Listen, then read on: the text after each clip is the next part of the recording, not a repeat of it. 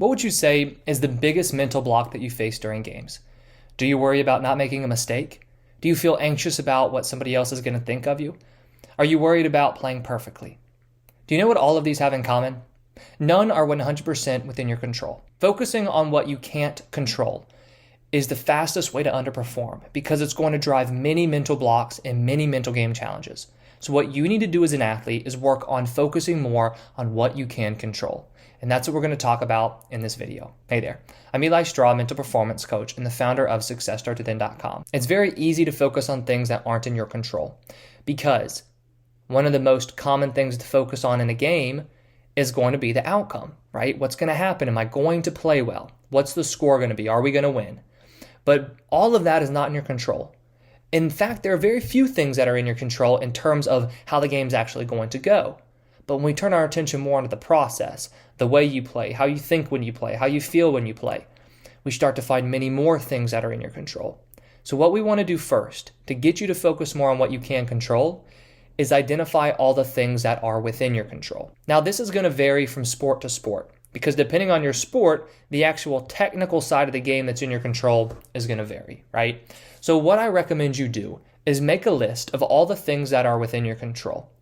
Then you can start focusing more on those things and you can think, okay, am I really giving as much attention to these aspects of my game that are in my control as I need to give? So here's a sample list of what it might look like if I were to create a list of all the things that are in my control as an athlete. It would look like attitude, effort, preparation, focus, work ethic, the process, your reactions, so my reactions, training, pregame routine and warm-up routine, nutrition, my approach, evaluation, what I'm thinking about, and my self-belief. Do you see how all of those are in my control?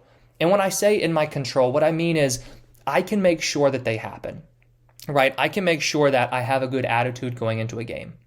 I can make sure that I'm giving good effort during the game. I can make sure that I focus on my reactions. So I focus on how am I reacting to mistakes.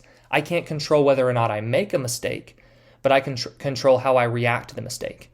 In a very similar way, I can't control the bad call the official just made, but I can control my reaction to that bad call. Another example is my approach. I can control what kind of approach I have, and that's going to largely depend on the game plan that I've put in place for myself. And I can control whether or not I actually take the time to create a game plan. So do you see how all of these are in my control and I can make sure all of these happen? And in all reality, if you want to win the game, if you want to play well, the best chance you have of doing so is focusing on all these small things that are within your control. Because when you focus on what you can't control, this is going to drive performance anxiety. So you're going to worry about what's going to happen. You can't control that outcome, but you can sure worry about it when the game's happening or even before the game starts. It's also going to drive the fear of failure. You're going to be afraid of making a mistake. You can't control that mistake happening. You can't control what's going to happen in the future, but you can be afraid of those consequences of what are going to happen. Then it's also going to drive perfectionism. You're going to worry too much about playing perfectly because you're focused too much on the outcome instead of focusing on those small pieces of the process that you truly need to be focused on. So what you can do to help yourself focus more on what you can control is first list out everything that's part of your control, right? Everything that's in your control as an athlete. So if you haven't created this list, I really recommend you doing so. Because without creating this list, you don't necessarily know what is within your control. And if you don't know what's in your control, it's a lot harder to focus on what's in your control. So really first make that list. What is within your control as an athlete? The second step that you're going to do is you're going to rank that list and then you're going to create an action plan. So what I mean by this is you're going to rank the list in terms of what right now are you focused on and what right now are you not giving much attention to. Going back to the list and the example that I gave earlier, I might say that I am giving a lot of attention to my attitude right now, but I'm not giving a lot of attention to my pregame routine and my warm-up routine. So then I would need to create an action plan. This action plan is going to be how am I going to take the things that are in my control that I'm not focusing on and improve my focus on them.